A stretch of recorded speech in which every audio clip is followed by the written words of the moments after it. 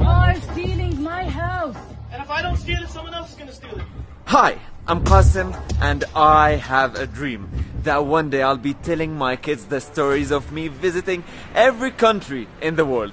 But today, doing this video, I'm sacrificing that dream. And if you want to know why, stay with me and I will tell you. But for now, let me tell you the story of my people. 500 Palestinians who today are forced to evacuate their homes, the ones they've been living in for decades, so some settlers can board on some planes and come take these houses that they don't own. Jacob, you know this is not your house. Yes, but if I go, you don't go back. So what's the problem?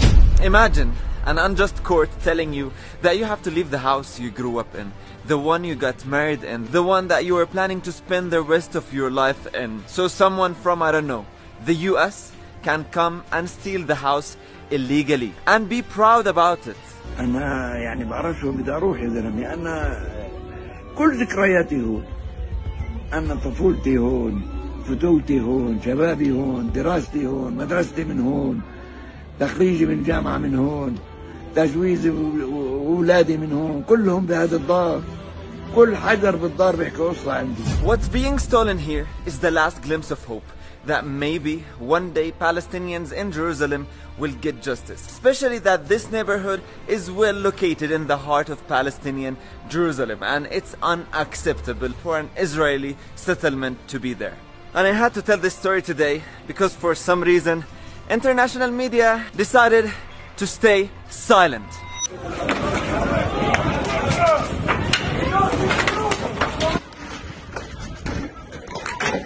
So, Israel claims that before 1948, these lands and houses belonged to Jews. And court has decided that the claim is right. But are you really serious, dear court? Before 1948, Palestinians, Muslim and Jews lived peacefully together. نحن فلسطينيون يهود ونريد أن نعيش تحت الحكم الفلسطيني. And no Palestinian would take the land or house of another Palestinian or human. That's only what Israel does, not us. But if you're actually serious, how about you give my grandfather back his house in Jaffa, the one he lost in 1948?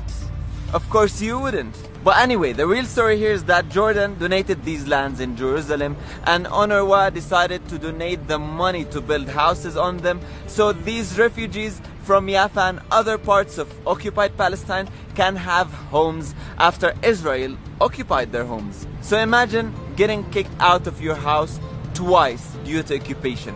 First in 1948 from Jaffa and other parts of occupied Palestine, and 60 years later from Jerusalem. هذا بيتي، هذا بابي. لمين تشكي والقاضي غريمك؟ لمين؟ Dear world, my people are told occasionally, why don't you just make peace with Israel? It's all in the past now, just get over it. But you have to understand that what's happening is an ongoing occupation. Lands are still being taken. Settlements, illegal ones, are still being built, and the people of Sheikh Jarrah neighborhood are fighting for their right to stay in their homes right this moment you're watching. They're being assaulted, brutally beaten, and killed. And that's why I had to talk about it. And this is not just news. You can easily follow and see what's happening live if you go on some accounts on Instagram of the people who are living there. I can see live what's happening there, and you can easily see the brutality of the Israeli army and forces. And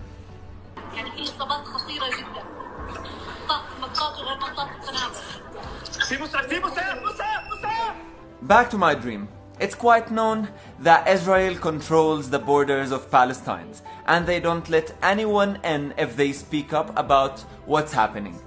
So, I'm sad to tell you that probably I will visit every country in the world and tell my kids the stories, but not of my own Palestine.